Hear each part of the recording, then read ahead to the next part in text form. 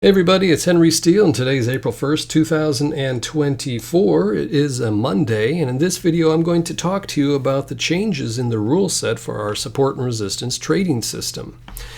This background right here is just the Micro E-mini S&P 500 June 2024 contract 5-minute chart, of course. This would be the market that we're trading with the system, but we're not going to look at any trades that we may or may not have gotten into. We're going to look at the new set of rules for Support and Resistance Trading System 1.1. Now everything that's been changed or added is underlined, and everything that's still the same is, well, it has not been underlined. So all this stuff is still the same, but I added right here the break and retest pattern needs to have candles close past the support and resistance level or zone and have at least 2 candles between that and the retest.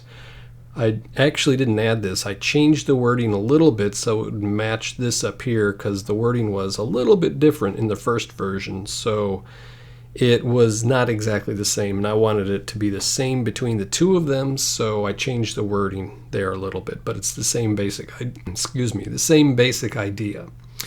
The initial support and resistance level or zones needs to be created from pre-market price action, and then I added, if lower tops or higher bottom patterns form outside of these price levels, look back up to a week to see if you can find support and resistance at the same price level as the forming pattern. Pretty self-explanatory. It allows us to look back in time past the pre-market data of that day so that we can see if we can find support and resistance zones. A good example of that is just right here today. This is Monday's price action. This is the pre-market price action over here, and then we have a bottom and a higher bottom right there. So this is outside of the pre-market action, but we can look backwards in time up to a week, according to the current rule set, to see if we can find support or resistance to go ahead and get into. Now this happened later in the day, so I don't know that we would have taken this trade, but the point is this would have been a possibility with our new rule set. So let's see, break and retest needs to happen close to a top or bottom price level when compared to current market volatility. So in other words, I used market volatility as the verbiage there because I didn't want to give a specific number of points that it had to be within a top or a bottom, because, you know, obviously the volatility of the market changes, and some days it only moves like 15 or 25 points, where other days it might move 50 or 70 points. So I wanted to keep the verbiage of it just as market volatility. The break and retest needs to be close to the tops or bottoms, and we might refine this a little bit so it's more specific, but as of right now, I think that works. Then all this stuff stays the same. And then down here toward the bottom, once the trade is set, it is fire and forget. That's what was there. And then I added, unless the trade is active past 2 p.m. Central Standard Time, then the trade will be exited to avoid overnight margin. Let's see, and a new one also is no trade should be taken that has a price target of less than 8 points. So that was pretty much everything that I've added is from this list of note for improving the trading system. Everything that's in green right here are things that I changed in the actual rule set.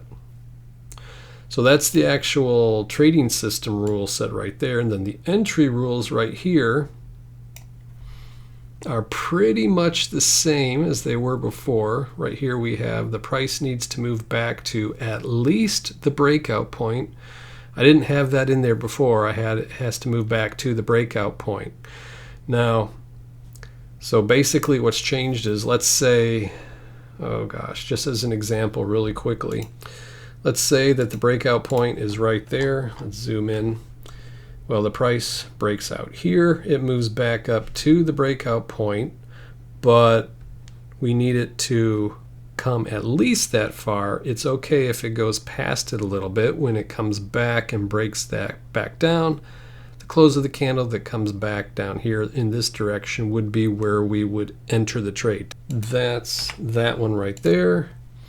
And then we have this one right here. The entry from this type of trade is the close of the candle that moves away from the breakout point in the direction of the breakout after the retest.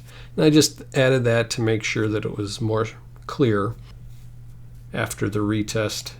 So in other words, we have to break out, we have to come back and retest the price level, and then once the candles start moving after the retest, then we're going. So hopefully that makes sense and isn't too confusing.